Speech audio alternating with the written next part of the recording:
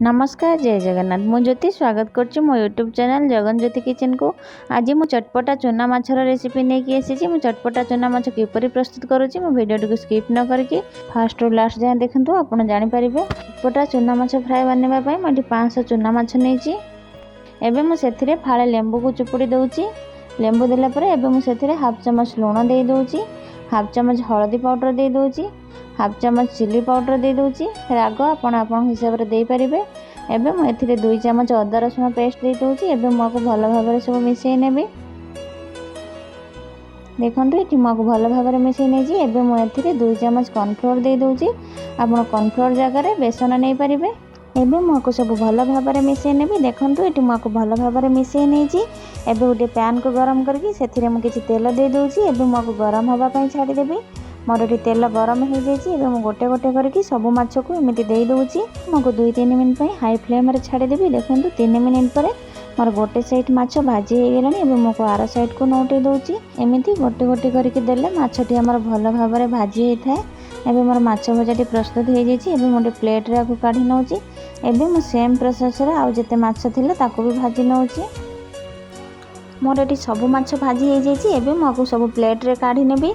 सब माछ को मु काढी नेछि। एबे मु सेई पैन रे आउ किछि तेल देकी गोटे चम्मच अदा रसुण पेस्ट दे दउछि।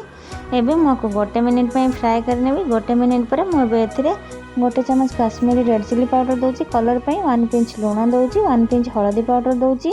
मु लूण हळदी माछ रे देकी भाजिछि। खाली मसला पई जेतिकी लूण हळदी आवश्यक मु सेतिकी देछि। एबे मु को गोटे 2 मिनिट पई फ्राई कर नेबी। 2 मिनिट परे मु को आउ टिके चलै नेबी। एबे मु एथिरे फ्राई करिथिबा माछ को दे दउछि। माछ देला परे मु सब भलो भाबरे मिसै नेबी। मु को हल्का हाथ रे टिके मिसै नेबी नहले माछ हमर भांगी जिवो।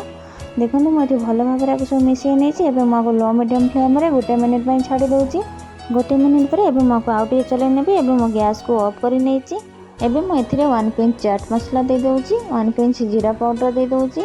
एबे मु एथिरे फाळे लेंबू को चिपुड़ी नउछि। लेंबू आपण जतरा चिपुड़ीबे गैस टिके ऑफ करि नेबे नहले माछटी हमर पिता लागिवो। देखंतु एठी मु फाळे लेंबू चिपुड़ी नेछि। एबे मु को सब भलो भाबरे मिसै नेबी। जे मे चटपटा चूना माछ फ्राई बनाउछन्ती चटपटा पई तो हमहु टिके चाट मसला दरकार जेमे टिके राग टिके खट्टा लागुतबो सेमिति मु लास्ट को सेमिति करि नेछि। एबे मु को सर्व कर नेबी। आपन तो बहुत प्रकार चूना माछ करूथिबे एमिति थरे ट्राई करंतु देखिबे बहुत भलो लागिवो। आ टिके चटपटा भी लागिवो जेमति मु कहली चटपटा चूना माछ टिके टिके खट्टा और टिके राग भी लागिवो। जदि मो चैनल ले नुआ अछंती प्लीज मो चैनल टी सब्सक्राइब करि नियंतु। जदि मो वीडियो टी भलो लागे मते लाइक शेयर कमेंट निश्चय करंतु। जदि मो चैनल को सब्सक्राइब करि नैचंती मते ढेर सारा भल पाइबा दउचंती मते सपोर्ट करचंती। Thank you so much. मते एमिति सब बेले आपण माने सपोर्ट करंतु ढेर सारा भल पाइबा दियंतु। आज वीडियो टी मु एउटु एंड करूची। पुणी आसीबे आ एक नुआ रेसिपी सहित। रहिली जय जगन्नाथ।